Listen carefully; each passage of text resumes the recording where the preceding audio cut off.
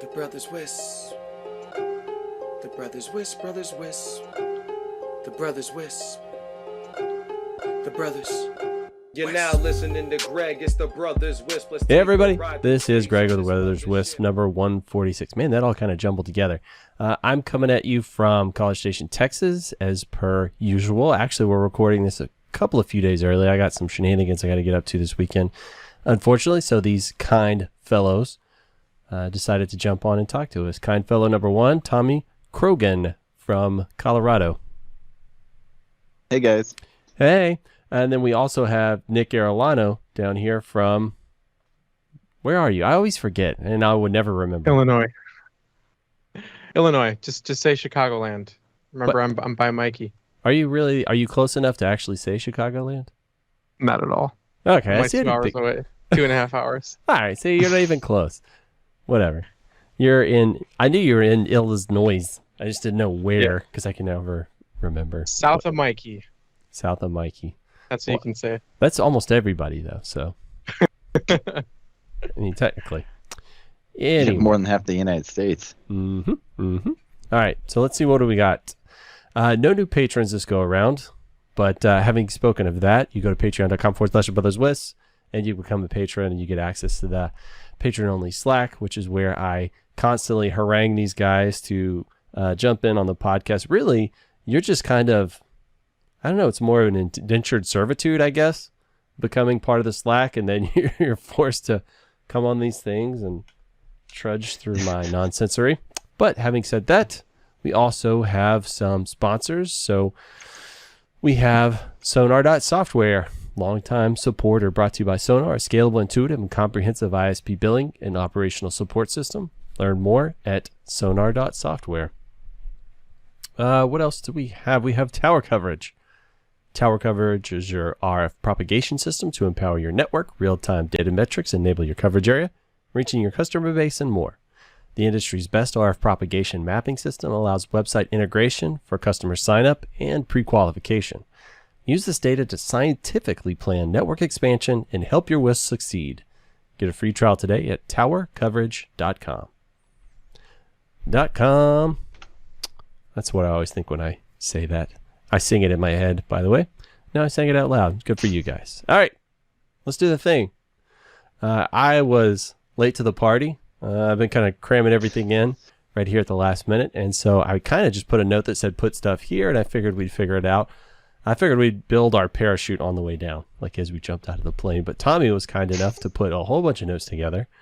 I guess first things first would be WISPAPalooza, because that was kind of a big one. Did you go, Nick, or am I crazy? No, you didn't. I did not You were go. just talking about stuff like you were there, I guess. No, I had some proxies at the location asking specific questions that I would have asked if I was there. Oh, that's what it was. Yeah. You got a guy for that. I get it.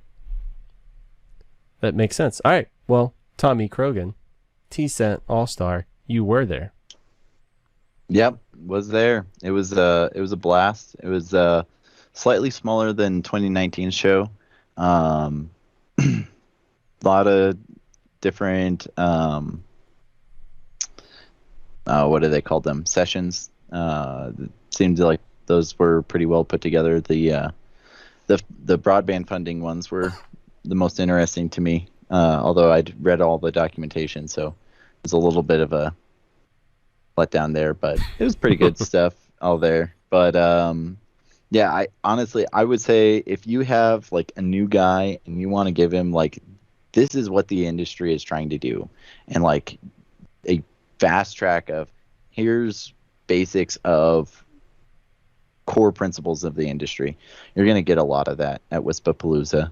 And also just a general like, hey, here's what the products are. Like, I've been spending a last month and a half trying to figure out, oh, hey, what's all this Cambium stuff? Like, which Cambium access point for which subscriber module, and what fits where. And I just went there and talked to the guys who sell it and talked to the guys who make it. And you're gonna have a lot of really great info there.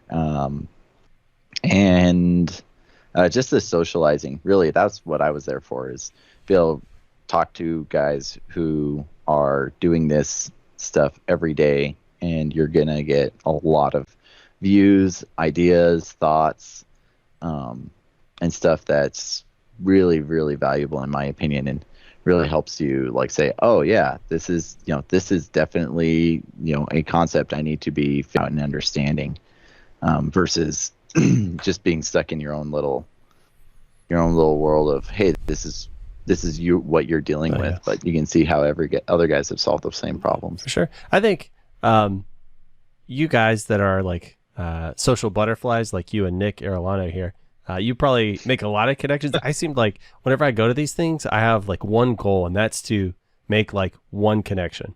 Like I set the bar where it's attainable for me, because it's hard for me to meet new people. So I say, if I can get just one good connection, this thing is worth it. And so, well, traditionally we'd go to like 1 or 2 of these a year. So, after a little bit, you're kind of amassing a pretty decent network. So how many connections would you say you made? Jeez. Oh, I took it to work today, but I had a business card stack of guys who, not vendors, about yay tall. All right. Of like, oh, hey, this guy, this is what he was. This is what he did. This is what this guy does. All right. Flex on us. I see, bro. I see you. Nicely done. I'm a social butterfly, as you said. Yeah. Nick, what's your goal when you go to these things? So you trying to meet people? Are you trying to see vendors? What are you trying to do? Are you just trying to get drunk? I'm trying to look for people I know, trying to talk to vendors, not so much socializedly. Why not? I can't imagine. It's hard, man. Humans are hard. No, they're not. Not when you're as charming and good looking as you are, especially when you have the Jesus hair. It's very disarming. It's cut, man. I already lost that edge. I know. Everybody just is like, man, you seem so familiar. Where do I know you from? Have you ever... You got the long hair. Yeah. The water thing. Yeah. You've ever been to Christmas? You ever been to one of those? Maybe you've seen me there. Or to a church. Odds are you've seen me. Yeah, good times. Yeah. So you also said that it was slightly smaller. Did you mean like in attendance, or did you mean attendance, vendors, and number of sessions? Oh, so just smaller all the way around. Yeah, but I don't know if it was more than 15% for everything on average. So, it was still a very busy floor, and all the vendors, went all out. All the big names, product announcements. Cambium had their same big Cambium event dinner that they do, or event like, hey, this is where we're at and what we're doing. So yeah, the vendors really seem to be throwing their hearts and minds into it. Like Mimosa had their A6x and C6x announcement. So it was definitely pretty. It was well attended for where we're at. You still have mask requirements for everywhere. You still have some places not being cool with you traveling, and then other requirements and such going up. So I think they did a really good job. What do you mean by places not being cool with you traveling? You could like Europe. A bunch of the vendors from Europe come over. Okay. Yeah. I thought you meant there were like venues in Vegas that were like, if you traveled here, we don't want to see you. I was pretty sure they wouldn't stay in business, right? No, there was nowhere in Vegas that was closed. They love people. Yeah. And we're more than happy to take your money. Yeah. Yeah. I'm sure probably for the majority of the town, the whole pandemic thing has been pretty terrifying for them. It's like the longevity of, are we going to survive and all that stuff. Because I mean, pretty much everybody there somehow, one way or another, supports the casino industry or whatever, right? So yeah, pretty scary. I don't know the economics of Vegas, but I would assume it's based on one thing. Yeah. Yeah. Excellent. Well, did everybody seem pretty giddy to be out in a conference again? And oh heck yeah. everybody was like, yeah. So a lot of guys have been in lockdown for a long time. So yeah, it was really cool. All right. Well, this is your first conference since COVID, right? Yeah, actually, WISPAPalooza was my last one. I was going to go to WISP America in 2020, and guess they had one this spring before, like sort of really tiny small, but everyone wants to forget about that. Gotcha. And so, yeah, so it was definitely, I thoroughly enjoyed it. Yeah, I've had to travel a little bit for work, but like where I'm at, there's not another IT guy who does what I do, so I can't like bum around. That's why I'm always on the Brothers Wisps. It's my social space. So was it pretty therapeutic for you? Other than I hate Vegas. Yeah, I wish, and I understand the appeal of Vegas, right? It's going to attract all those people, and they're also accustomed to supporting large events and stuff like that. But I would really love to just see a different city every year, like have an excuse to travel to and do it. That's what I always enjoyed about the MUM, right? It's like a different, a different view every time, and then get to hang out with your friends and stuff. So Vegas, I think I like the food there. Is that food was good, I guess expensive. That's all I can really think of. I'm not that much of a foodie either. It's terrible. Like food's food for me. So yeah, there's honestly, like, I slept terribly. I had to sleep with earplugs a couple nights because I was looking out over the strip was my room, and it's like, so yeah, I remembered why I didn't. I was like, I want to go to WISP America. That's the one I want to go to. I'm like, God, yeah. I remembered it Tuesday when I got there Sunday evening. I was like, oh, this is why. Well, didn't they announce the next WISP America in March is going to be in New Orleans? New Orleans, yep, March 14th to the 17th or something like that. There you go. That's a rowdy place. Should be interesting. I remember I went there for one of the MUMs, and it was a pretty fun experience. That's where I met Tom Smith, I think, for the first time. So that was definitely an experience. That's a fun guy. Especially if you get to, I haven't got to kick around with Tom for like 5 years, but internet version is no comparison to the real life version. So, interesting. Mm-hmm. I do thoroughly enjoy listening to his voice. Mm-hmm. So I think the thing I remember the most about that trip was we were on Bourbon Street, and somehow we were up on a balcony, and Tom was singing opera to all of the women at the top of his voice that would pass by. And yeah, that's kind of like seared into my mind. It was just such a surreal experience. I don't know. Like seeing a unicorn in the forest, basically. It's like, wow. It's so majestic. Yeah. It was pretty amazing. Oh, man. So WISPAPalooza, what, any major takeaways? Anything that you specifically enjoyed or thought was cool or surprised you? It was cool that the Brothers Wisp got an award. Mike got an award for our contributions to the industry. I thought that was pretty cool. Mostly SFP joke related, I assume. I don't know what else Mike contributes to the industry. That and negative commentary about various companies. Yeah.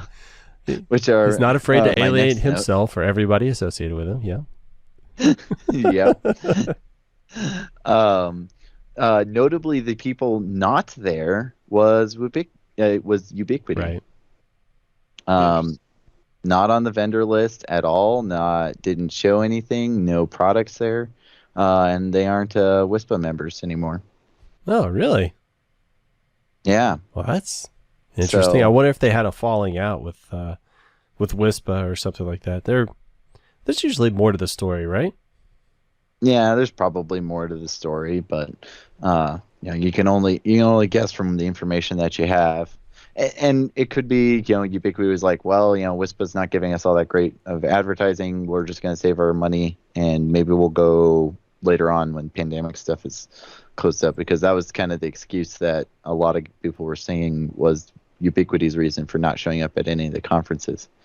So, and if they're based out of California, maybe that's something more of a concern or an issue for them. So, could be something along those lines.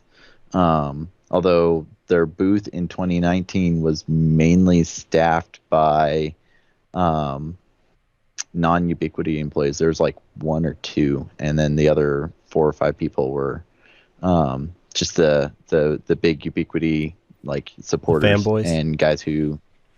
Well, okay, I wasn't going to use that word, but yes. I mean, let's call it what it is. Yeah. Yeah.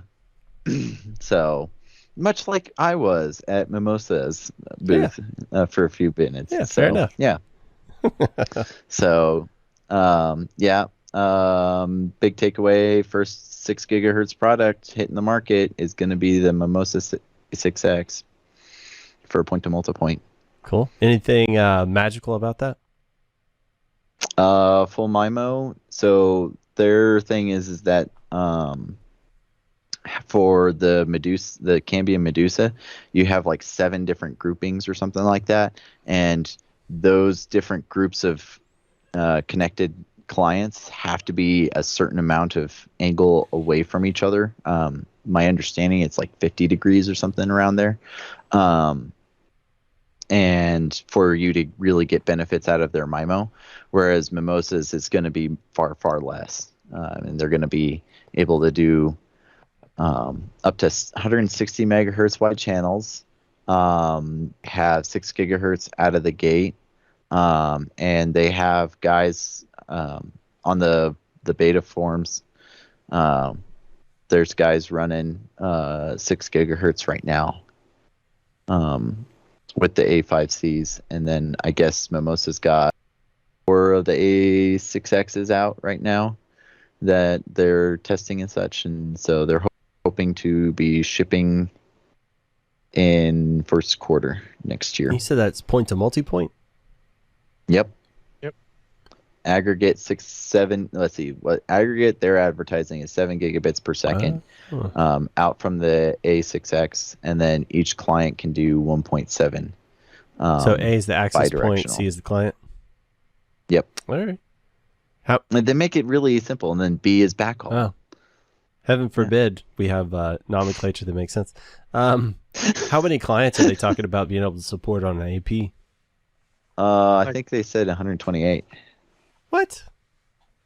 No, I'm pretty sure they said something ridiculous like perfect world. It was like 200 clients they can support. Okay, well maybe they said that, and I was like, okay, divide by 2 because reality. Right. I mean, it's only because there's 8 chains, right?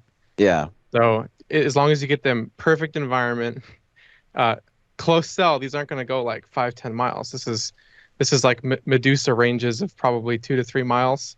Yeah. So if you get like good distribution, these things are going to be pretty amazing. So high density. So and with 6 gig Yeah. stuff, or it's very directional and line of sight and all that stuff, right? it's not too much different than 5 gigahertz. So the A6X is not connectorized. It's a 90-degree antenna with a 24 dB gain from the MIMO stuff. I don't know what it is without the MIMO stuff. And then the C6X is going to use the same connectorized stuff as the C5X, so you can use your RF elements, twist port adapters, or Mimosa's twist-on antennas, and they're supposed to be coming out with a 30 and a 35 dB antenna option here soon as well. So that's pretty cool. I saw how like RF Elements won, I think like 3 years in a row, like best product or something like that. Yep. Yeah. Was anything new from them, or they just keep kicking butt on the same stuff? They're actually coming out with a really cool for your per access point for your how much bandwidth you're doing to your customers, and how much your customers are utilizing, how oversubscribed you are or undersubscribed. So they say, hey, this is how many customers you can add into this access point. This is how much extra wiggle room you have, or hey, you have X number of more customers than you really need. You need to be splitting the sector up into smaller access points for optimal performance. That's what's has me really excited, because that's a significant portion of my job. And it's like, oh, geez, I can pay somebody $1 per customer to do this for me. Great. And then you turn around and charge $2 per customers to your company, and then everything's great. Everybody wins. Yep, everybody wins. So that was pretty cool. They have some more metrics coming out for various different access points and different configurations and such. So a little bit more clarification and like bandwidth and stuff. So they're supposed to be coming out with a new pre-seam report in the next couple months. Our local friend, Jeremy Austin, was really excited about a bunch of that, and I got to ride in the car with him about that. They also have some other stuff that he wasn't mentioned. He's like, well, it's going to be cool, but I can't talk about it yet, and they couldn't mention it yet, but they're supposed to be coming out with some new stuff. But honestly, like, the guys who are running pre-seam, like, round and round and round, like, it's a really great piece of product and software that you can run in your network that doesn't make a significant difference. It's going to be interesting, in my opinion, when Mikrotik finally gets V7 out and people are able to run FQ Codal and Cake, and see if that's going to be a significant bump on them. I've talked to Jeremy about it, and he's like, they have these other offerings and other benefits besides the Cake and Codal. But what were you going to say? I was just saying, like, in a perfect world, you'd probably want to run that everywhere, and even on some like residential routers, they're doing that on the wireless as well. And it's funny, if you go into the Mikrotik forums, you can see one of the guys who worked on those projects was trying to work with Mikrotik to get them to also implement that on the wireless side. But I mean, with all the other things that Preseam offers, like being able to integrate with your billing system and handle the shaping for all of your customers, and now, especially with what they're doing right now, they've got access to all this data that they've been basically hoarding for analytics, and now they can really start to use that to give people intelligence into their network. Like, even just some of the material they've been putting out about multi-point systems and like client capacities, like average modulations, like customer counts. They're able to get a lot of intelligence out of all of their customers on how things are performing. So they're going to have all this information to give you in their dashboard on how to do things better. And it's, always learning, and it's always getting more accurate and correct. And the more data that they hoard, the more they're going to be able to provide as a value add in that user interface. Yeah, that's what I was thinking as well, right? It's not FQ Codal Cake that's the secret. It's all the things that they wrap around it, right? Mm-hmm. Yeah. So we'll see. It'll be interesting. I'm really excited. I finally have a stable in v7.rc4. I can run it stably on my home with FQ Codal. I've been doing so for the last 3-4 weeks without any resets and such. So that's been super nice and cool. And it's doing what it's supposed to be doing. It's hard to tell that it's doing anything. Does it feel any different to the way you had things configured prior? Well, so the way I had things prior is I just was throwing bandwidth at the problem, like 300-400 megabits per second. So I'm limiting myself to 100 now. And probably what I ought to do is just start dropping it down lower and lower until I start noticing stuff. Right. But yeah, just running Codal. Everything seems fine. I spent a boatload of time demoing and testing this in the lab and trying to get stuff. So like the CCR line had for a really long time, basically since Codal and Cake came out, there wasn't really many issues, but anything that like the router board stuff, like you throw Cake and Codal on and it would just straight crash or like go like a minute or two and then crash and then go into this reboot loop. It was really a pain in the neck. So I'm glad Mikrotik has finally figured out whatever that problem was and gotten things balanced out.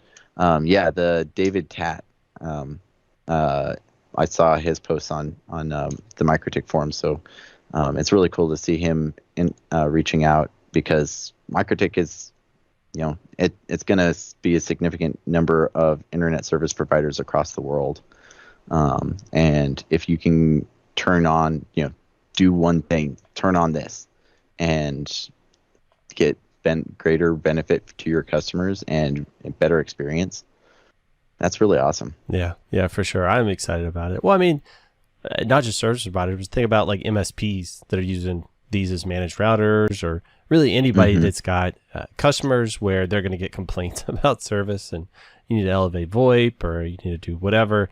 This can, I mean, it's not a silver bullet. It doesn't cure everything, but I think it definitely puts some really strong duct tape on there. So, yeah, I've been passing 3.7 gigabits per second through 2004 to a bunch of different clients, and no noticeable packet loss or increase in latency. You just turn it on, turn it off, turn on bandwidth test, turn off bandwidth test, push it really hard until the CPU starts locking up in the 2004. But that's because I'm trying to do way too much on it just to try to lock it up. But yeah, it's pretty impressive. I'm pretty happy with it. Let's see. Also, the scuttlebutt was Tarana. I don't know if I'm pronouncing that correctly. Nick, did you see their video? I talked to one of their salespeople a while ago. Okay. So it's hard because the original use case of what they were talked to for is something that I'm like, it's not going to happen anyway, and it was high tree density. That's not really what the product is for anyway. So apparently their special sauce is all in their software and their ability in software to filter out noise to be able to work in like really high SNR environments where you're really close or around the noise floor. They have some special sauce in software and probably some, special onboard hardware that they're using to kind of get some really good noise rejection. And so I think their ideal environment for this is like sort of populated areas that have like trees in the way, where it's like it's not really worth deploying something like bicells or this really heavy LTE gear when you can get something like this, which even when I talked to them, it was really up in the air on like what channels they support and what's coming down the future and what works now. Like they don't even have demo models to get to people, but the people who have tested it that I've asked questions to, I mean, it does what they say it does. I don't know how extensive they've tested it or how far they've gotten with it, but apparently the software is actually doing what they're promising. So what are these things? Yeah. Are they radios? Is this a whole new radio line? Point to multipoint. Yeah. Yeah, it's new a multipoint system. Okay. Is it? Oh, you said they didn't even talk about frequencies or anything like that. 3.5 and 5 gigahertz. Okay. Yeah, the big selling one is the 5. Because it's not like CBRS territory, but because of the signal to noise and the software, you're able to get it to work in really noisy environments. So in high density, you're able to use less access points, and apparently it's got a ton of capacity. And so this is a good option other than splitting up into, a ton of like 30 degrees in high density areas or something. But so they have a hard time like getting lots of stock and getting it out to people to like test it. What do you think this is custom silicon, or do you think this is all off the shelf stuff? Custom. Pretty sure it's custom.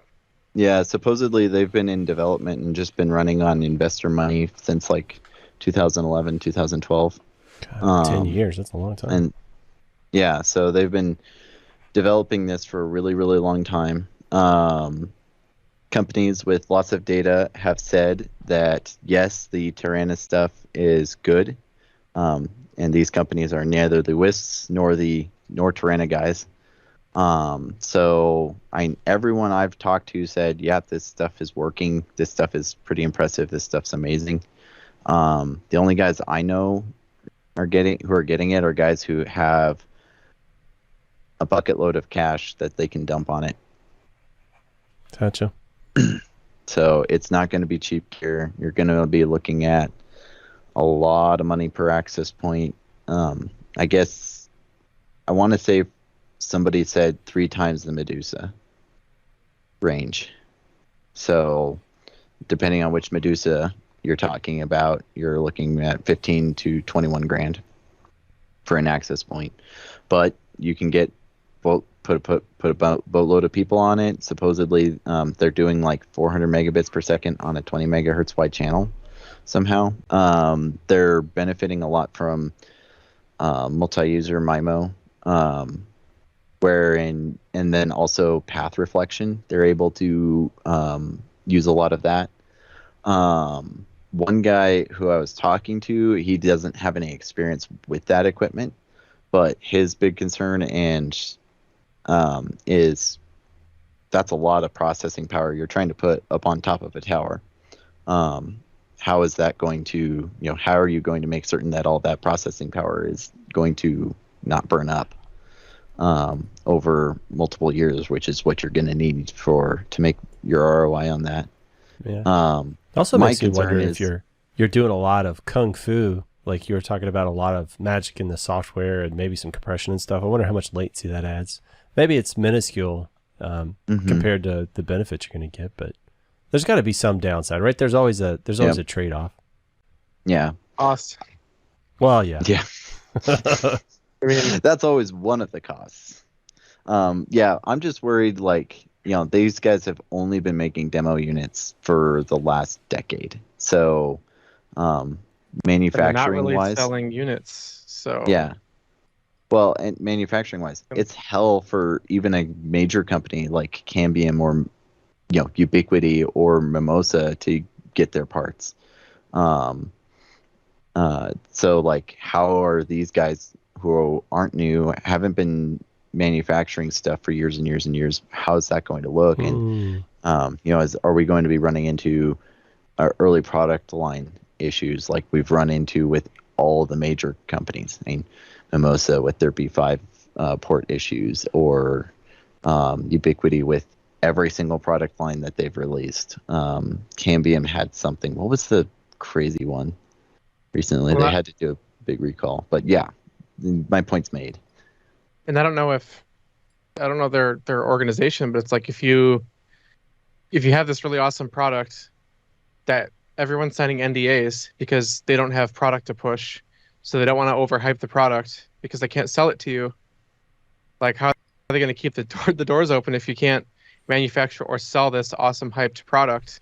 And they're having to keep people quiet about like what it can do in the real performance because they don't want people to get angry. So it's kind of an interesting situation. Or maybe they don't really want to sell individual units. Maybe they want to sell the IP. So you go to a show like WISPA, you flaunt it in front of all the vendors, and you get somebody to buy you out.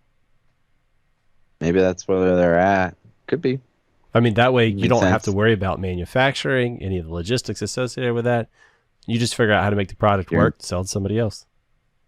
Yeah, your investors are happy. You get a nice retirement check. You get a pile of cash, you cut and run. Yeah. Yeah. It could be, until we know more, until we sign the NDA. We're in. They're like, you can sign it, and we'll talk. You'll talk to our sales engineers, but like, we can't get you any units. Okay. Cool. So yeah, that's that is what it is. I guess we'll see. It's definitely something interesting. I think it should be putting a little bit of fire underneath everyone's boat. Like, uh-oh, we're going to be seeing something new. See where it goes. Interesting. This is what drives me crazy, because we're like right at the cusp of gigabit to the home in multi-point fixed wireless from multiple fronts, not just like Telegraph. Like we've got solutions like this. We've got new like MIMO stuff, which Mimosa probably has a lot more access because of Airspan's connections to get more chips and parts. Mm-hmm. But then Ubiquiti is not at the trade show, and they're releasing beta products that say Telegraph compatible, but like there's no like actual Telegraph kit. It's just 60 gigahertz stuff, and everyone makes fun of me, but like, where's Mikrotik's wireless products?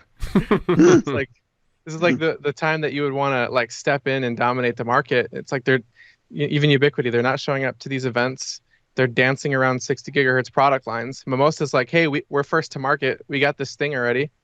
So I'm like, where's all the other good stuff? Cambium's still doing their thing, of course. They're always going to. But I'm like waiting for the pressure of all these new technologies so that we start to get a lot of the benefits, and maybe we get more competitive pricing. Like Telegraph is quite expensive right now. Mm-hmm. And I've seen in like even some of the YouTube videos, you can kind of see some unlabeled 60 gigahertz products on Mikrotik's table. It's like, so what do you have? What does it do? What's the power draw? Because Telegraph is a hard sell right now, but the concept is amazing. Yeah, Telegraph still feels, from everybody I've talked to that's been playing with it, it still feels like a beta product. Like I think all of the units that people are pushing out from manufacturers, they're still really rapidly finding and repairing software bugs, and I think sometimes even hardware stuff. So it doesn't feel fully baked. I mean, it feels like, I mean, you can smell it in the oven. It's just not quite ready yet, but it's close. Yeah, I mean, just watch any of Chad Walk's commentary and blog posts. I've been following that pretty close. Yeah. Oh, he is giving such fine-grained detail on all the testing he's doing in our Telegraph channel. It's pretty awesome. Yeah, I just grab my popcorn and go in there, and between him and Arnie, like back and forth their experiences with stuff, and then Chad's starting to try out a lot of different vendors. Yes, it's getting really good in there. Yeah, I was wandering around and I was chatting with the Adtran guys, and they're like, "Oh, hey, we have the 60 gigahertz stuff." I'm like, "Oh, it's not Telegraph," and they're like, "Rah rah rah, bash on Telegraph for like 2 minutes." I'm like, all right, if you want to bash on Telegraph, go for it, buddy. All right, well, if you seriously want to get into this market, you get Chad Walks to do an unboxing of your stuff and give it the golden thumbs up, because then people will be interested. But I always find it distasteful when somebody has to knock down somebody else's equipment, right? Instead of trying to knock somebody else, elevate yourself. You know what I mean? Yeah. Just talk about all the awesome things that yours does that doesn't exist in the other one, right? Don't talk about how the other one's crap and all that stuff. To me, that's just poor form. Yeah. I was like, well, if you want to get customers, you got to get one of the big who's tested everything, and get them to, give them your equipment and get them to beta test it and show it out, and do a YouTube video or whatever. And how much does that cost a company? Oh, nothing, because grand. It's coming out of their marketing, their marketing account or whatever. So they've got budget for that. There you go. As long as the guy doesn't rag on your stuff for years and years and years down the line, and which just basically requires that you do a little bit of tech support. And if you guys really do fall flat on your face, you're like, we appreciate that. We'd appreciate you, holding off till we can actually show you how awesome our stuff is. Who's not going to do that? Well, okay, there's probably plenty of people. I don't have time for that. Chad apparently has all the time in the world, so he's the guy to go to for that mess. Yeah, so we'll be. I'm hoping I got him Chad's contact info, and I'm hoping Chad can do that, and we can all sit around and laugh at the Adtran stuff. But we'll see. Well, Adtran's got a different level of money that some of these other vendors don't, so maybe they can make it work. Maybe. Do they really have a different level of money than Cambium? I would think so. Maybe. Right? Maybe. Yeah, But probably. they're fiber, right? They Yeah. have a lot of so it's like Terragraph is kind of a competing product to their mainstream product lines. So it makes sense Well, for them to bash it. Well, I don't know. no, well, yeah, but they have their own 60 gigahertz wireless stuff. That's what I was talking about. Oh, And is that for specifically like point to multi-point, like Yeah. to be in that space? Yeah, they can do like Okay. 32 clients or something like that. I as soon as he started bashing, I started checking out. So yeah, and also my thinking is like, do like the petroleum guys, right? Oil's going away, so rather than scream about all the other, the wind power and all that stuff, just start owning all of that too. Just start investing all of your money in all the battery technology. Just become the guys that own all of that, and you'll be fine. yeah. So yeah, that was interesting. Everybody else and their mother's uncle has something Terragraph though, so ooh, that was fun. Well, that's the buzzword for the day, right? The frustrating thing for me is like none of it's intercompatible. Like you go to them and you're like, Even though hey, it says so when can Terragraph certified, it's not. yeah, It's proprietary. Which bothers me too. I mean, I get some people don't like the whole mystery of the IPv6 overlay and like the whole Facebook model that was there originally. But I mean, some interop would be nice in the industry. But it's like, no, this is our timing mechanisms. Everything about this only works with our kit. Otherwise, it breaks real bad. But also, it breaks real bad right now. But we're gonna fix it. Well, maybe that's how you differentiate yourself, right? Like I've got the secret sauce these other guys don't. And you can only get it by going with my product because we have these magical tweaks that make it incompatible, right? It's like otherwise, if it's, the same chalk you're trying to sell that the other guy is, it's like, how do you differentiate?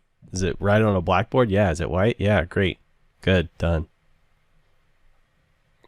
But they should compete and try to get power drawdown and try to get, just better software out the door. Because once you roll this out, I mean, you can't just swap. It's expensive. Like depending on how you deploy your fiber and how you're getting power to these things, like some areas based on the power draw, it's not that realistic to get batteries and solar depending on the topology and like the grid in the area. So it's like a real hard toss up between actually contracting out fiber or putting in Terragraph and the bugs with their product line where I lose all of my clients after 10 seconds of losing GPS like that. You can't deploy that. So pretty rough. Yeah. So I don't know. To me, it seems like there's even gasoline, the most boring. This is the, regulated all get out.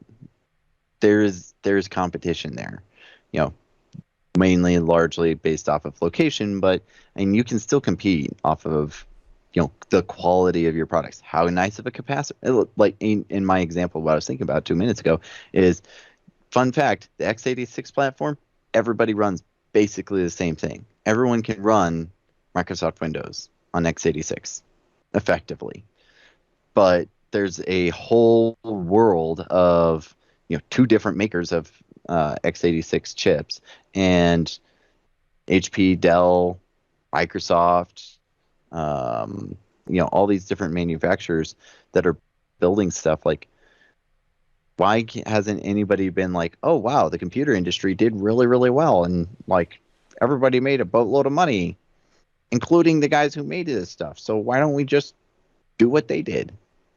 Rinse and repeat, technology companies. It's not that hard. I don't know. Yeah. I don't know. I don't have the answer. But while we're talking Can I about, just have cheap gigabit wireless, please? oh, was that it? Oh, well, why didn't you say something sooner? Just cheap and like gigabit to everyone. Well, you didn't say reliable. Add that. Oh, no. You only That's the get point of two? the Is nose, it that thing? Fast and cheap. I love it. Oh, man. All right. Well, while we're I talking run that all the about time. hardware, I had two hardware things that I was interested. One is I forgot that Nick just got like his quad pack of 5009. So I was curious what your first impressions are. The bracket's kind of weird. It took me a minute to orient the parts correctly in a way that wasn't weird. It's like as long as you get all the parts lined up for the bracket, it's actually pretty solid. I thought there's going to be a little bit more bow or flex to it, the way that the parts are. But I haven't powered them up yet. I need to get a bunch of DACs. But I'm really excited to have 1U of 4 10 gigabit routers. So I have like 2 1036s and 2 CRS 317s. So I'm going to have like a V6 lab and a V7 lab for testing and being able to iPerf through it instead of, virtualizing it. So I'm really excited to see how this is going to perform. The switches have been pretty rock solid on the newest release candidate. For whatever reason, they stopped their momentum. Haven't heard anything from Mikrotik in a while now. So hopefully that's soon to be big release next. But a lot of people I've talked to on the newest release candidate for the routers, things have been, for the most part, solid. I mean, things aren't obviously polished very well. But I want to try 5009 is the version 7, right? Version 7 only. Yep. So what's going to be the first thing you're going to test? Probably V6 and like V6 next hop for V4 addressing and making sure that MPLS works and seeing what the performance looks like, because that's going to be like a really awesome clean network topology to be able to deploy. But it's going to be a huge pain to forklift a V6 network to V7. I'm probably gonna have to parallel the network and migrate customers because I have no clue how the interop is going to work. Well, right now it doesn't. Right. So I have BGP going in between B6 and B7. I screwed it up a couple weeks ago, and so I haven't been messing around. I haven't messed with it, so it's not working right now. But I had it working, passing routes back and forth and filtering it. And that portion is fine, but like the route filters don't translate over at all for doing a V7 upgrade. And I would be blown away if Mikrotik comes up with some sort of route filter upgrade kit. And maybe that's what's holding them up. And plus, like, everyone's complaints about how the route filters were done, which they're not clean, and I would recommend against learning them right now because there was so many complaints that probably there's gonna be some changes to how they are. But I didn't mind them. Coming from a slight programmer background, I appreciated what they were doing and how they did it. And the lack of help and just like, here you go, it's data. So yeah, a lot of those complaints I felt like were like, well, all right, cool. But Andrew Thirst has had some good points. Like tab complete would be really nice. So yeah, it'll be interesting to see where that boils up to. IP Architects also had some comments that was like, all right, I can see where they're coming from. But otherwise, it makes sense for programmers for sure. Yeah. I personally like it a lot, and it'd be nice if they went more towards standards-based configuration to be able to do a lot of more automation-friendly things. But I could totally see from a junior or mid-level only network engineer, I've never done software, seeing something like that, and it's like, what in the world is this? What happened to my clean firewall rule style? My little GUI that I can just click the button of yes, filter this. I was like, yeah, that's gone. But I guess I've gotten so used to this command line that I was like, whatever, such is life. It's Mikrotik. I don't pay enough for this to be able to complain. Beyond that, I actually, honestly, besides that though, everything's been working fine, and I'm debating. I need to get V7 on another 1009 and connect it into my network and see if there's going to be any issues. But kind of just debating on pull the config on each of my edge routers and then just rip them up to V7 and move the rest of the network. You ain't living if you ain't running beta code in production.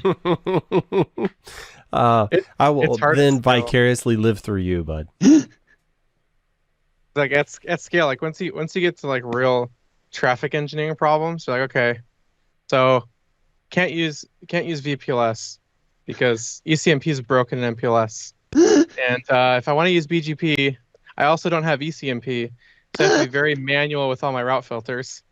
It's like I would love to deploy V6 across the network, but there's no ECMP in V6. That sucks. So it's like, am I gonna have to just across the topology of like 50 plus tower sites just individually manually traffic steer the whole network, or do I just hope and pray V6 comes out and it gives me all these amazing tools that is like so simple to maintain?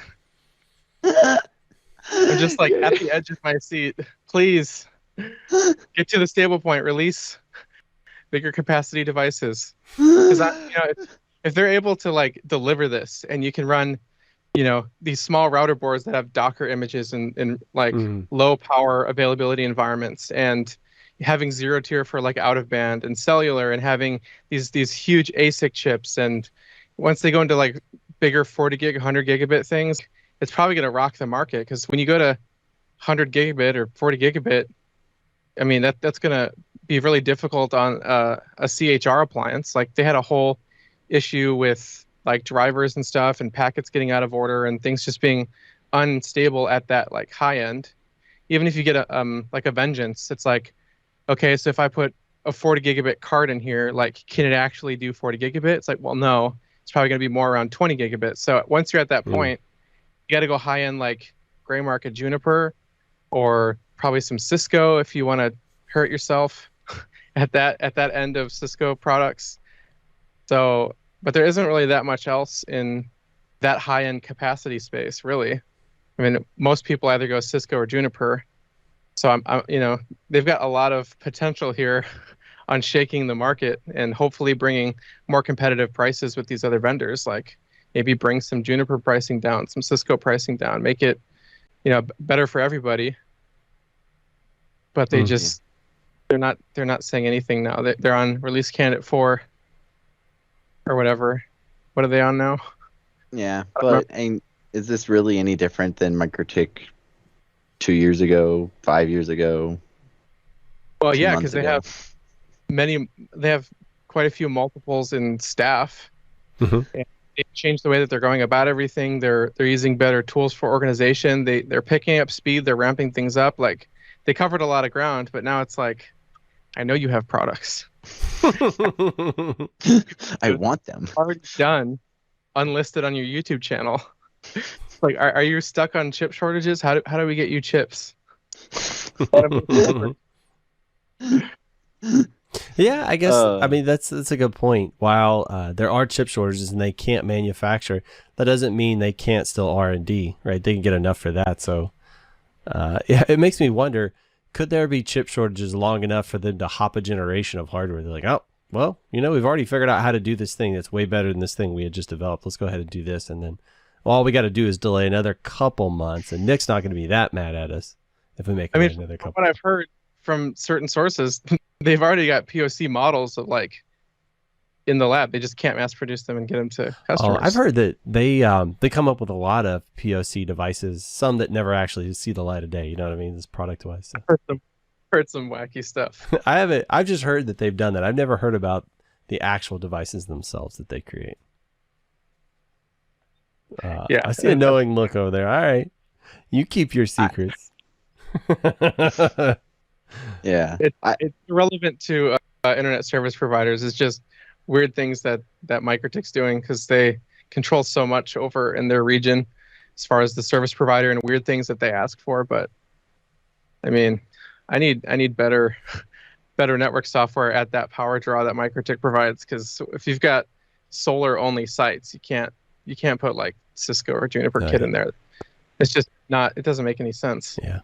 So until then, you just deal with what you got. Yeah. Yeah. I mean, for the longest time, at least in my mind, I say the longest time, when they really started spitting out router boards for the first time, there was always this struggle of, can we get more power out of this hardware? Because at first for me, that was a limiting factor, is that they just couldn't push enough packets. And then they started having, just more capable hardware. Well, and now the bottleneck is the software. And it seemed like the software kind of caught back up, but then the hardware sort of like outpaced what the software was capable of again. You know what I mean? So I feel like that's where we're at right now.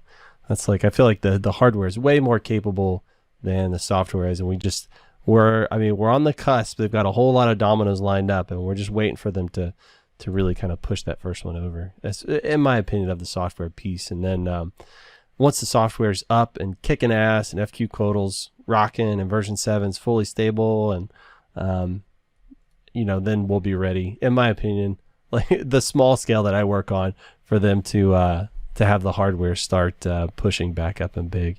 Do you foresee a near future where you need 100 gig on your network infrastructure? It depends on the price point, because if it's cheap enough, like, you shouldn't go crazy. But if you could design, a 40 gigabit or 100 gigabit edge today, that doesn't like kill your wallet. Like, if they have a really competitive, awesome product that is very high capacity, like, you could just build that and then work on the rest of your infrastructure. You don't have to worry about recabling and forklifting that while you have traffic. So, like, just getting it out of the way, getting a really robust, scalable design, or even from a consulting standpoint, it's like you have a potential to explode and grow. So, like, for the cost it would have been for like maybe one Juniper device or even less, like, you can get a whole redundant stack of equipment that you don't have to worry about, and stock spares in those crazy capacities. And we're going to have, more layer 3 switches to be able to offload a lot of routing into the ASIC. And then, you'll be able to do more specialized routing focused things on the routers.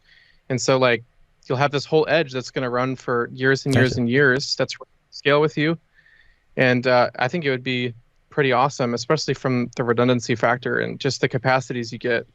Because even when you get to like 10 gigabit interfaces and you have to, bond some ports, well, once you kind of get towards the edge of one of those ports, you can start to get some weird traffic things. But once you just go overboard on port capacity, like, that's just not an issue. Yeah, future proof. Right. Yeah. Not only are you future proofing, but like half of your metrics and your designs for your business case, and like, okay, how are we going to build this and make certain it's going to work, is done. Like, if you can just throw bandwidth at the problem, hey, I have a 40 gig port, that's going to be more than enough for 1,000 customers. Give them a gig each, go for it. We'll be great. Yeah. I like the idea of overbuilding on the edge too, right? So if you've got a 40 or 100 gig port and it's a router, conceivably it's going to be able to route that much traffic, which means as they release new software features, right, that are a little bit more CPU intensive, you're probably going to be able to take advantage of those.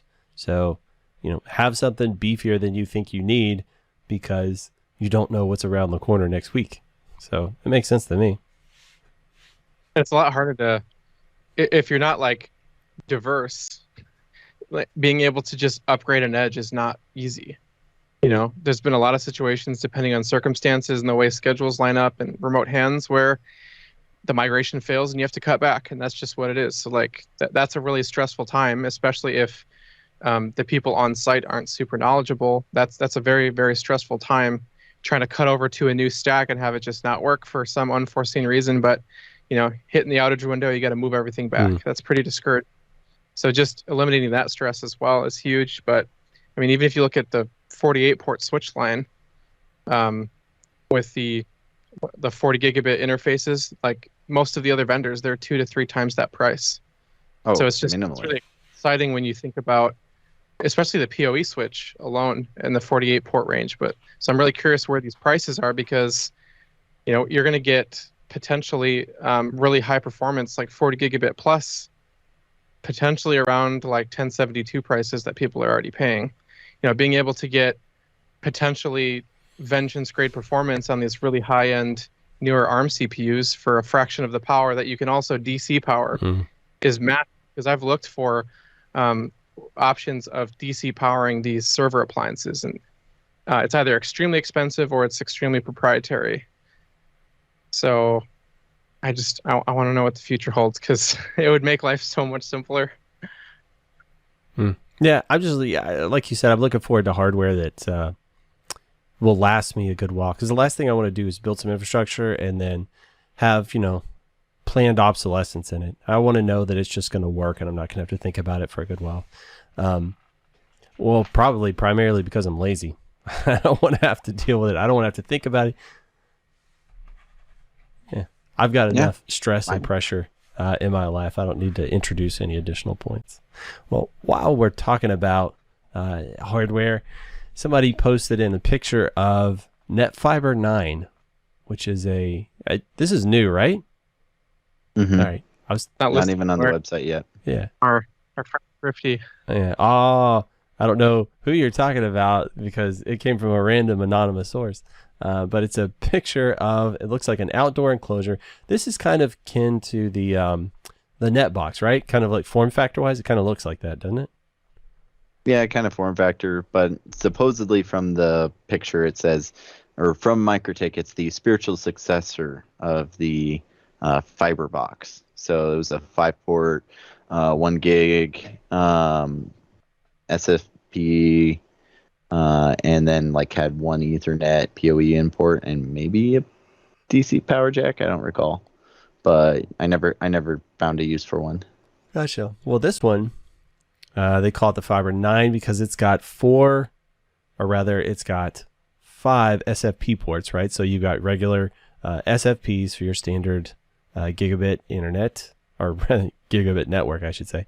And then you've also got 4 SFP plus ports. So you got 4 10 gig ports on this thing. It's got an ARM7, 256 megs of RAM, right? So it's not a lot of RAM. But this is, this is a switch, right? So it's also got a Marvell switch chip in there that can handle even the heaviest loads. I love their marketing now. It's fun.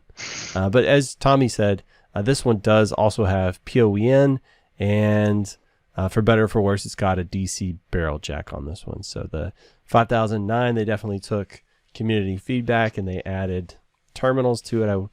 Whenever I see something like this, I always think, man, instead of that DC jack, why can't it be terminals? But it looks like a decent product. There was no... Did you guys see a price point on this thing? Usually they say something. I didn't see one. No, there's nothing here. And I looked on the site. It didn't show up. All right. But I mean, it can't be $150, 200 maybe at most, in my opinion. It's pretty nice. So you got 4 10 gig ports. I'm assuming they'll also take 1 gig optics, and then 5 dedicated SFP plus or SFP ports. So that's a decent. I mean, that could be a decent distribution point for. I mean, not just outdoor, but if it's designed for outdoor, it should be able to handle higher temperatures than your normal indoor stuff. So I could see screwing this inside of a maintenance room or something like that for in-building distribution, or I mean, really anything. Manufacturing. Yeah. Yeah. Oh yeah. I see this being a good that solid could be. option. I see that.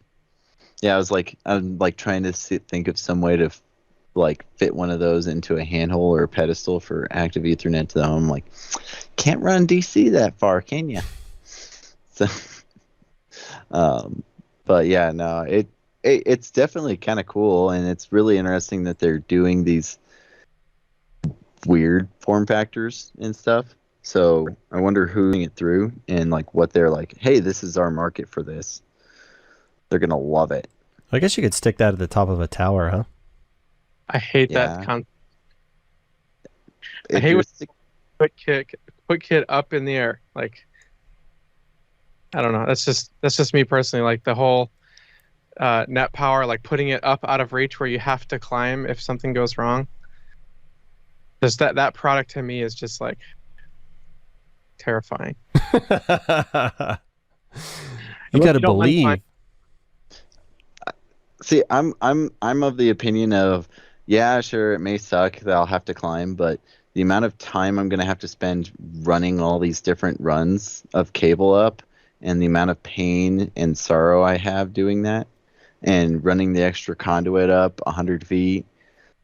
I've had to pull a 1/4-inch wall steel conduit that were 15-foot sticks up 140 feet for my boss as we built that up one of our towers. I'm never doing that again. I'm putting switches up at the top of the tower. And so I can see this.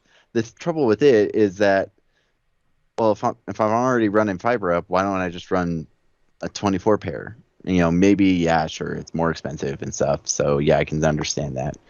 But backhaul radios usually are what I guess, I don't know, maybe it's access. You can see access, sort of, kind of. I don't know. But at that point, why don't you just use something else? I guess you get the 10 gig ports. 10 gig ports makes a lot of sense. I don't know. Yeah, Not I think a lot of things. that are you want to like build it and like not have to do a lot of maintenance on it for a period of time and then go move on to new projects. If you're gonna pull fiber, you probably want to like pull it into a rack and like have it secured and spliced into a tray and safe and protected. Mm-hmm. In a lot of environments where that might be useful, especially in like, I don't know, buildings. Like the net power type stuff kind of makes sense because it's PoE. So you run fiber and power up, whatever. But this is literally just all fiber in a little box. So it's a little odd. Yeah. That's what's confusing me too. So somebody obviously made a justification. And supposedly there's a YouTube video there for it, and the picture shows it up on a tower. So and they're also advertising their little like feed their loop tray. I'm curious what that is. A little additional features on the bottom of the case to help keep everything neat and tidy. Well, let me see what this is. Yeah, from the faded out picture, it doesn't look like you're going to be putting a lot of slack loops in that. So no.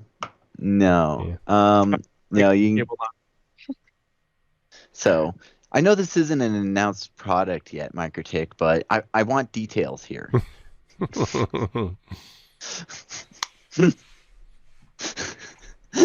Out very soon.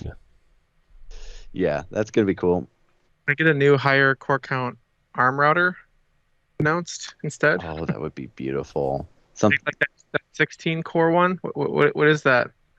Yeah, 2016. That would be so beautiful. I'm so sad that Tile died. I mean, ARM's the future, man. Whatever. Embrace your ARM overlords. I get it. There's just so much power per core, and there's like lots of innovation in there because it's Amazon's. Mm-hmm. Right now, it's in a weird spot because, the 2004, the full 10 gig one, is pretty close in price to the 1036 type product. So for some stuff where I'm like, I know I don't need that performance, and it'd be nice to save like $300, but I can't trust it yet. Even though it's like such a nice device, especially with MLAG and like 317s, being able to build like a nice clean gigabit stack right there. But I gotta buy the 2S Plus still, 1036. Just wait. You'll be fine. Yeah. You've got all the time in the world. You could do those late night cutovers. They'll go great. I won't be doing them. That's somebody else's problem. That's what I always say. I'll be dead by then. It's not my problem. And for the last place, I was correct. I was dead before I had to do any of that stuff. So I got out. Call me Andy Dufresne. Yeah. I escaped Shawshank. Let's see. I'm looking at the list. We're doing pretty good so far. Do you guys have any amazing revelations you need to get off your chest? No revelations, but I am pretty excited about Big Network. I don't know if you guys have seen that on like the Facebooks stuff. They're making like a hardware appliance for like SD-WAN with zero tier. And I think somebody was supposed to go to the show and have a couple models. But they built some like, I think a little bit of custom silicon, and they're doing a lot of hardware offloading and some optimization of some of the zero tier mechanisms, I believe, and they might support some other VPN protocols, but it's literally like a fully hardware offloaded VPN appliance. That would be really awesome for different SD-WAN type things or bridging data center, cloud, enterprise offices. There's no prices yet, but I was curious if anybody has seen anything from them yet. Are they That's news like to me. talking wireline speed hardware offloading or I believe so at line rate. Like they got a line whole rate? bunch of stuff offloaded into like RAM and a combination of ASIC stuff for encryption. And apparently they're getting like line rates over like zero tier and stuff like that, depending on your network. Wow. Yeah, I know that's going to be entirely dependent upon the connection in between you and there, but the connection between you and there is line rate by all definitions. So that's cool. Yeah, it sounds like you'll be able to just kind of plop this in and onboard it maybe through their custom portal. I don't know if they've written things from zero tier to provide you that control module, but it's kind of like a new player with some really cool tech. Like I'm a huge fan of zero tier. I'm really excited to start deploying some zero tier stuff, but they got this hardware appliance you just pop in and you can merge all your branches together at line rate. So Talk about fanboy. I mean, I like zero tier, but I don't know. I'm just curious if anyone's seen it or if somebody had some at the show, because I thought they said they were gonna bring a couple hardware models. I didn't see anything about zero tier stuff, but and there were definitely a couple of the vendors that I didn't get around to. Microsoft was there. It was interesting. They actually had people from the Metaswitch guys there. Lots of TV companies, lots of phone companies. Interesting. So It is interesting. I don't recall. I wonder how I'm worried the TV people are as to like the cords continue to get cut and people increasingly aren't interested in that stuff. I wonder how well they're doing. If they don't have wet pants right now, they are fools.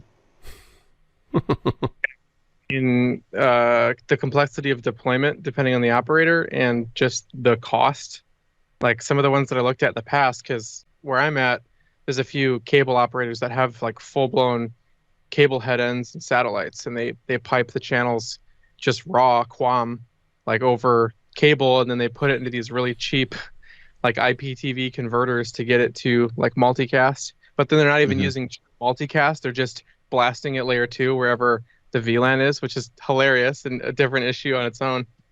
But expensive. Like most of these providers, you got to get like a rack of servers and storage, and it's all on-prem and it tunnels out to their stuff. There's a lot of complexity to roll this thing out, but now it's like add on to Hulu, add on to YouTube, you get TV. People are bundling and packaging more services together. So I just hope it doesn't turn out like the cable industry did, and now you got to like pay for all the bundles, and now you're back to that huge monthly subscription. It's going to go back to that big, huge monthly subscription. We're going to have the golden age of streaming is on its way down. That's I think it's pretty clear that that's already happening. I mean, Netflix has gone up every year for the last like 2-3 years. I recall. And just in general. Yeah. The one nice thing about the streaming is they've kept their promise. No advertisements. That is mostly. Really nice. Yeah. Yeah, if you pay for it. Yeah, if you pay for it. Well, like Amazon will occasionally do their like ad for one of their other TV shows, so I'm like, all right, I'll tolerate this for now, since I'm already paying for a Prime subscription. But yeah, Hulu at 8 minutes. I'm well, okay. My buddy pays for the Hulu advertising free. I know I'm a terrible person and I break my own rules on there, but I had to finish off The Last Man's. They're gonna say, "Hey, you're using a VPN service," or "Hey, you're sharing it." He's gonna have to deactivate it. So see, I'm good enough with networking though that they aren't gonna catch me. But that's the thing for Hulu. We were doing some IP changes and upgrades a couple months ago. Keep that in mind. Don't change like IPs back and forth for a set of customers too many times. Otherwise, Hulu will count that and say that, hey, you have too many people on your account. and that your customers then have to call up Hulu and say, yes, my ISP was changing things. I am not sharing my account. So, Awesome. yeah. So FYI, word to the wise, it's 3 IP changes in 3 weeks or something like that. Have fun. So, yep. Keep that in mind. Besides that, Nick, do you run any LTE gear? Fortunately, yeah. I was surprised at the number of guys running LTE gear. Especially Airspan. Yeah, it's Airspans everywhere. Every time I 'Cause- hear a WISP say they have Airspan, I'm like, you have Airspan equipment? It's expensive, and like there's a high operational load and the software licensing, and I don't think they have any of the processing on radio. It's all through their server, so you got to set up transport, and it's like, are you putting servers at every head end? Are you spanning layer 2 with VPLS or other transport mechanisms back to the head end? Like, how are you dealing with these systems? Most of the guys were doing VPLS. But yeah, I don't know. The Microsoft guys were like talking about LTE being like the future, and like having, I can't remember what the word was they used, but basically everybody can connect to your LTE stuff, and you just get the money off of how much bandwidth they use, sort of deal. Basically vendor agnostic. Everybody can connect. You have connectivity anywhere where you go, and you just expect to have connectivity. And they were like, that's really what, you as a WISP out in the should be building towards this. And I'm like, yeah, that sounds like a wonderful fantasy world. I don't want Johnny's smartwatch to be eating up all my airtime. Apparently LTE has some level of airtime fairness, but it's like, I kick the only other company who does LTE around me's butt left and right with Ubiquiti AirMax AC equipment. So I don't feel like there's obviously I have a bad experience. So all the people in the world can't be crazy. I hate all of the buy cells that deployed on the network. It's a passion. It is so terrible. I mean, it's not even like manufactured in the US. Like most of the units that you get, like all the NTP servers are set to China. Like the whole cloud core system is just terrible. And I hate roaming in certain areas. Like the roaming is such a problem because it's not like intelligent roaming. So like customers will pile up on one access point when there's 2 other cells nearby. So then you try to cell lock them to the correct access point, and then sometimes that just doesn't work or fails on the CPE. It's just terrible. So, or the access point dies, and now all your CPEs are cell locked to a dead access point. I did that with Ubiquiti once. Never made that mistake twice. Yeah. Terrible. Yeah, there's definitely lots of little issues, but the LTE fanboys, they're out there. Yeah, I mean, when I first met one of the people from Airspan, they said that it was going to take over everything. You're going to have WAPs in the building, in the premise. That's all LTE. Everything's going to have SIM cards, and it's going to be awesome. And they were saying how long ago was that? It was a couple of years ago. Like it was around when they first were going to have like a distribution partnership with Baltic, and they went to one of the trade shows, and they literally just slammed on WISPs. I'm like, that's the bread and butter of this conference and distributor that you're visiting right now. And what? And they probably said the term tier 1 carrier and their relationship with Sprint 1,000 times. It's like wrong target audience here. How'd that work out for you? I mean, your wonderful relationship with Sprint. Yeah, I mean, asking Airspan. Even with Sprint, the only stuff that they deployed for Sprint was in-city LTE stuff. They weren't on the towers. Like it's still like Ericsson, like Nokia, all the big boys. They just had that one segment of in-city like LTE connected smart city stuff, but now we've got like Terragraph and all this other stuff coming out to get bandwidth on these little cells. So it's just odd for them to be in the WISP space now, and then buying Mimosa with that mentality was kind of concerning initially. So hopefully that has no bearing or impact on Mimosa's future. I guess now that Sprint's not pouring money into Airspan, and Airspan's having to peddle their stuff to anybody who'll buy it, the company keeping, right huh? So are we Mike right now? Yeah, we are filling in for him, channeling your inner mics. So I guess Airspan is being kept alive by Mimosa right now, because some of those things have just not worked out, and Airspan's such an old company and is slow at moving.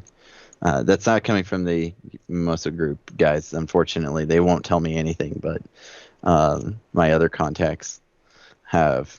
That's been what I've been hearing, is like just LTE has not been Airspan's bread and butter, beautiful little baby child that it was supposed to be. Doesn't surprise me. Yeah, I don't use much Mimosa, but it was exciting to see, like, in newer firmware on some of the links we have, like REST API support and like the option to have open communication of some standard with the equipment. And I'm like, ooh, I wonder what this is going to be. And then I talked to somebody at Mimosa, and they're like, oh, Airspan is trying to get the equipment integrated with their NMS system that they have for the Airspan stuff. And I'm like, please don't lock out API programmability availability just to lock us into that NMS software. It's disappointing. Yeah. Yeah. Well, I just like some of the other features, but yeah, API stuff would be wonderful. And that was kind of this, Mimosa a while back had like this whole big API push that they were trying to do, but in REST API. Yeah, but they had to pull it out because there was just too many issues, and I don't think they had the resources to develop it. So we'll see. Because I think they wanted you to be able to tunnel everything to Mimosa Cloud, and then be able to use Mimosa Cloud as the API gateway to communicate with all of your equipment. Where I'm like, let me inside of my own network manage all this equipment. So luckily these vendors, they don't have lots of memory, they don't have a lot of flash storage. So some of the practices they do with these web servers are pretty poor. So it's easy to cache cookies and pull data from these things, and I'm just hoping they never, patch that and just break compatibility with a lot of automation availability that's there today. Yeah. Well, hopefully they don't get good on security. No. So I'll secure the device. Don't worry about it. Yeah, me too. Yeah, but can you trust all the rest of the yahoos out there?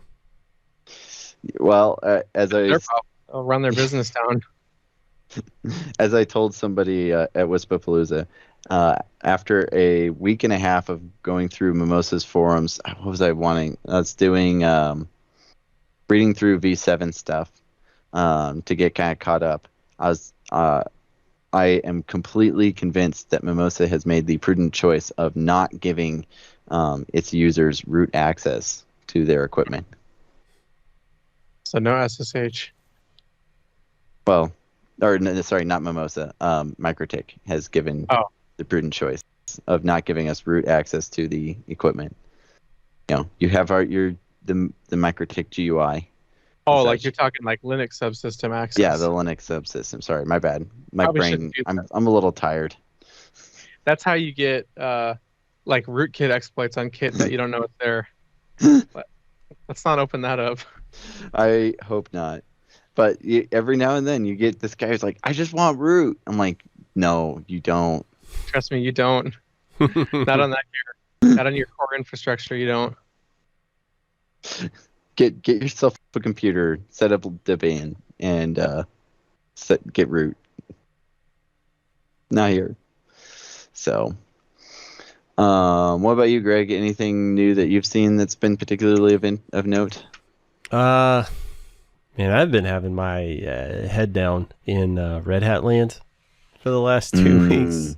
I had a bunch of customer demos and stuff to do, and then it was kind of quiet, but I'm prepping for a hackathon coming up. We do that occasionally with a customer. What we'll do is we'll go and we'll go into their environment, and we'll say, well, I mean, beforehand, I need to know what's going on. You can't just show up and then expect me to know what I'm doing here. We'll say, what are a couple of things you guys want to accomplish, like in your real network or, in your environment, whatever happens to be. And we'll generally either create a lab environment, or they will have a lab environment. Do not do this in production. And we will go and we'll help them figure out how to automate all this stuff. So, and at the end of it, they'll have actual working things that they can use. So we've got one of those coming up, some kind of prepping for that. They're using some Nexus kit, some Nexus 9Ks, and I think they want to be able to automate against a bunch of those. So I found that you can get the Cisco virtualized Nexus 9Ks, and I got them deploying in our lab environment, and I wrote some automation so I could say, how many students I want. It'll go and it'll churn them out, pre-configure them, get them ready to go, which isn't the most difficult thing in the world. I say that. Sometimes when you're vendors' products that you're having to run in a virtualized environment are kind of weird to get those things set up. So it was one of those. Especially it's weird. So some vendors will create products that whenever you boot the VM, you don't get any, whenever you connect to the console, the virtual console, and you see the screen, you can't actually interact with the product, right? It's just there's some text I loaded. So you have to create a network, SSH or Telnet port on the VM host, and then you can, from your workstation connect in, and it'll basically pop you into a virtual serial port to do your initial configuration. So it's kind of this weird roundabout way you got to do these things, and it's not always well documented all the steps you need to take. But needless to say, what I do is I create a template, and then I just deploy the template, connect into it, pre-configure it, move on to the next. Just keep doing that one after another. So I got that piece of it done. So yay. And then I was negotiating some data center contract stuff, which that's old hat. Done that for a long time. And it's so funny because it's never just something simple. It's all right, I gotta layer this on. I gotta swoop over here. If I do this, then I can do that. It's you're kind of working the system as best you can. It's all right, well, their internet, they're charging us this much. So what we can do is say that we want a big upgrade. When they do that, they'll, it's well, we're getting big upgrade offers from everybody else. Well, then they'll cut the price here. Then we'll do this. We'll get a cross connect. We'll go to this vendor. And then, so it's just, you got to play the game. You know how it goes. So it's just playing the game. And then once you get the game plan put together, you hand it off to the people that sign the paperwork. Here you go. I can wipe my hands of it. Until they sign the paperwork, and then we do some extra stuff, and then various things like that. I have some other stuff that I don't want to say out loud because then it makes it too real. But a couple of big projects that could turn into multiplying projects. I see a knowing look on Nick's face that may be coming to fruition soon. So I don't know. Things are moving. Things are happening. We'll see. And cool. It all ends well. Pretty cool. That hackathon sounds really cool. Being prepping for that and being oh, here's what we're going to be trying to do, and then deploying it, and then stuff breaks, and it's you now have this many hours to make it work. Well, it'll be interesting. The idea is you give everybody an individual an individual controller and set of equipment to work on, but it's it's the same for everybody, but then they can learn kind of on the fly.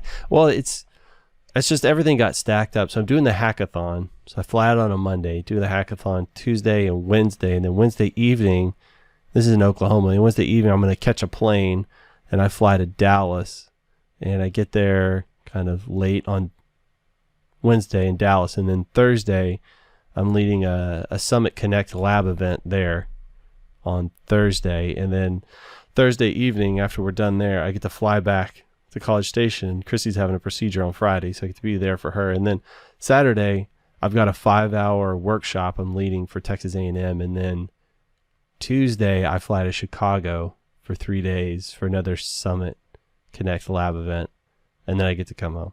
So it's going to be really hectic. Honestly, this is the first time I'm traveling for work. It's just weird how everything kind of compressed and piled on top of itself. Of course. Yeah, it is what it is. I'm sure it'll be fine. Oof. But that's still a little ways out. I say that. Let me look at the calendar. It's still a little ways out. I've still got some time. They still haven't come back and told me the use cases they want for that hackathon. So they're compressing the amount of time I have to build everything. But most of the components are there. So it shouldn't be too terrible. I've got cert fever again. Do you? I just recently found out that I'm probably going to have to get certifications for my job now too. So, Which ones? I don't know. They haven't told us yet. I'm assuming. Yeah, they'll want me to have Ansible ones, but maybe like some cloud provider certifications. I don't know. And then, how do you pick which cloud provider? And maybe they'll say, well, we need this one from all. This one from that cloud provider, this one from that one. I don't know. Who knows what's going to happen? I just, I don't worry about it. I just worry about the things that I can control or whatever and let go of the other ones. So when it comes to me, it'll come to me. I've played the certification game for 19 years now. So, what's 1 or 2 or 3 more of those things? No big deal. I like certs. Certs are fun. Yeah, I used to think so too, and I would learn a lot. But I think of all the things I'd rather do with my time now, and they don't seem as important.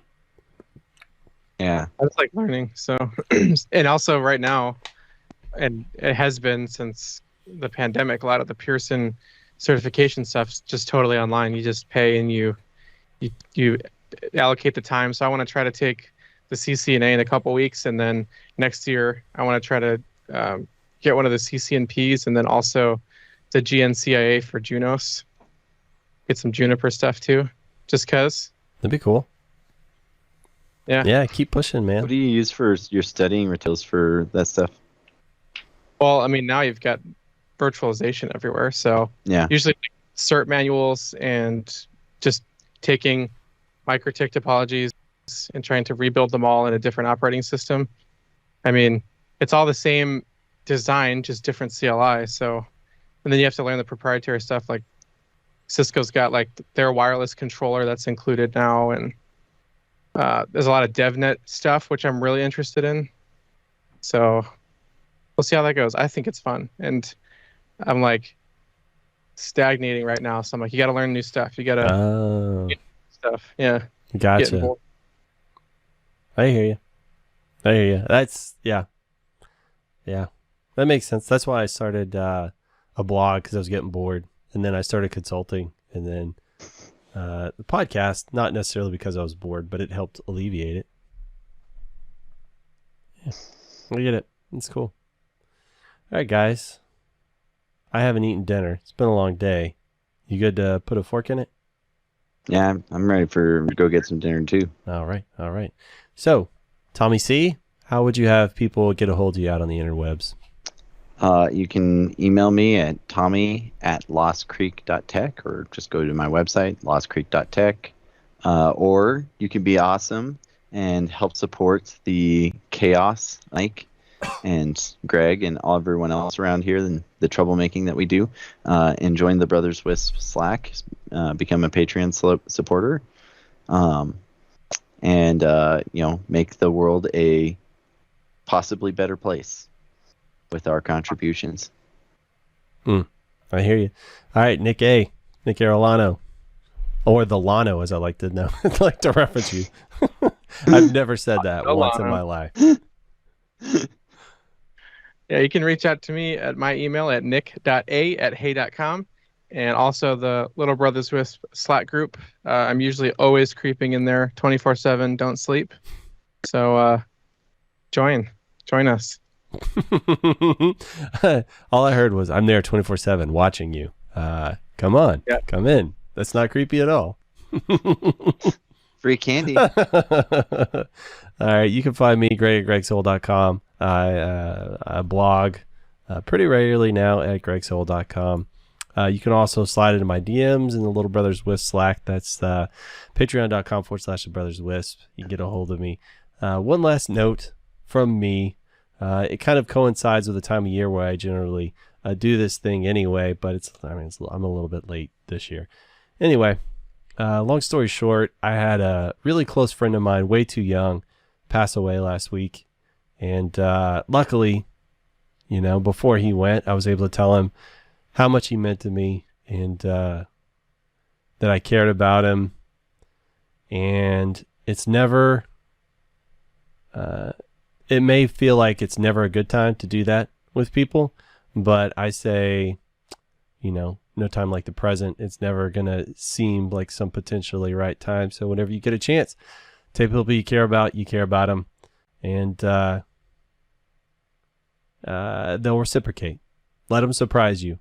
And if it makes them uncomfortable, which most people I tell it does, it's not about them, it's about you. And it's good that they know it and that they hear you say it. So from you guys, thank you for listening. I genuinely appreciate it. Thank you guys for coming on the cast. Tommy and Nick, I genuinely appreciate having you folks in my life. And you make it better when we are in pandemics or when the sun is shining, either way. Although it seems to be shining. I didn't go outside today, and it's not shining right now, but it will be tomorrow. So thanks, everybody, and we'll see you next time. Take care. Now I hit stop, which is Tommy's favorite thing for me to say. I told somebody the other day that I was gonna put the click stop, me saying that.